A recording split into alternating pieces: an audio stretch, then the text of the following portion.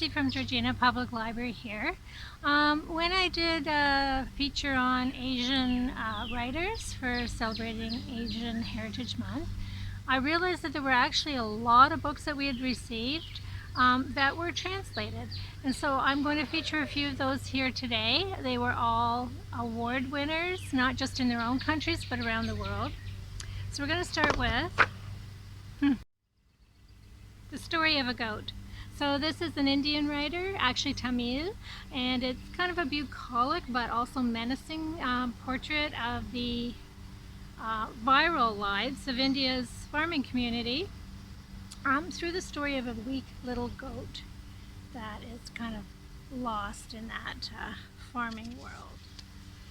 A Luminous Republic is an odd story of the invasion of a prosperous new city in the rainforest by 32 children who were born of the jungle, and they speak an unknown language. They cause chaos, and eventually all the children in this city kind of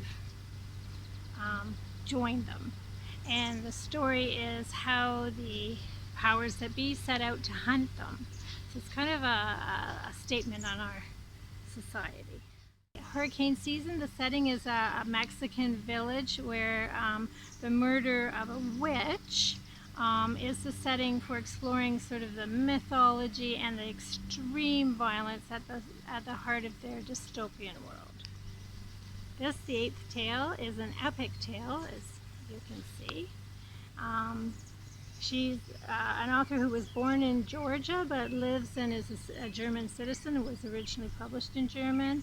It's a sort of a grand tale of a doomed but great romance, family secrets, inheritances at the heart of the Russian Revolution.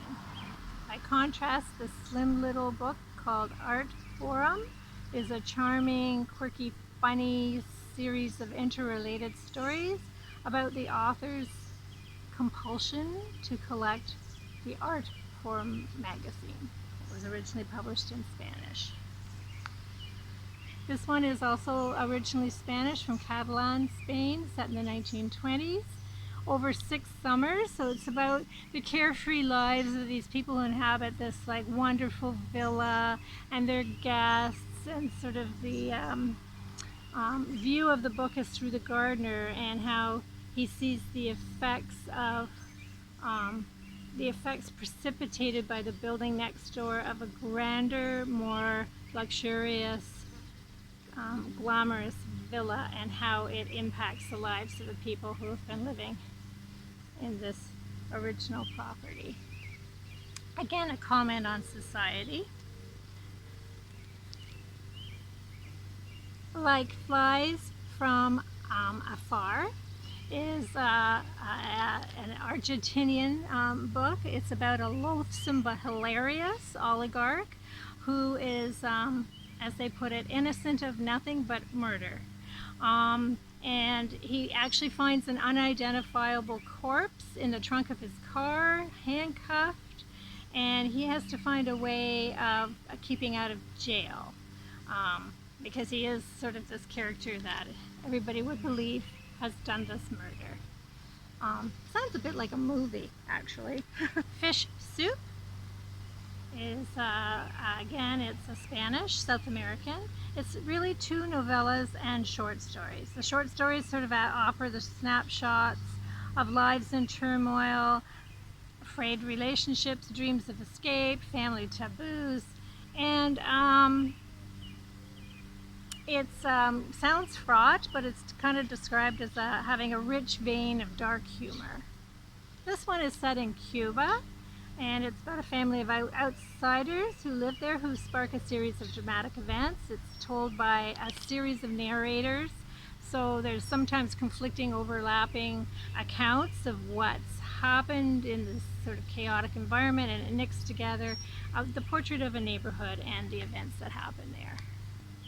This is from the author of Mexican Gothic. It was set in 1979. It's a suspense novel when a loved young local gets caught up with 3 tourists who she sees as exciting, living exciting lives, but they draw her into their life until one of them dies. So it is a suspenseful novel. This is a Finnish writer, comic suspense.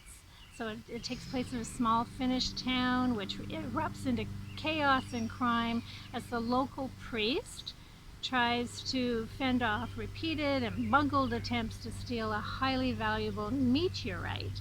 It gets great reviews from all the crime fiction sources.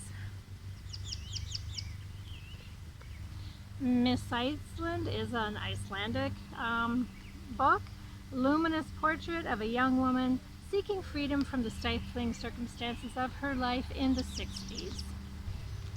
A Colombian author, Fiebre Tropical, is about a 15-year-old girl that emigrates to Miami, where she falls in love with the evangelical pastor's daughter.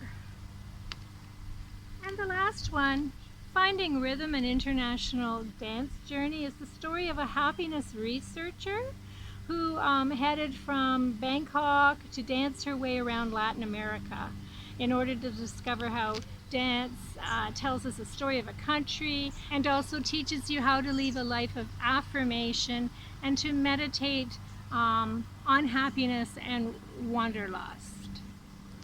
So those are a few things that have come in by foreign authors that have been translated. As I said, all got lots of awards and buzz, so you might want to explore some of those. They'd be a little different than reading books by our North American authors. Different perspectives. Enjoy.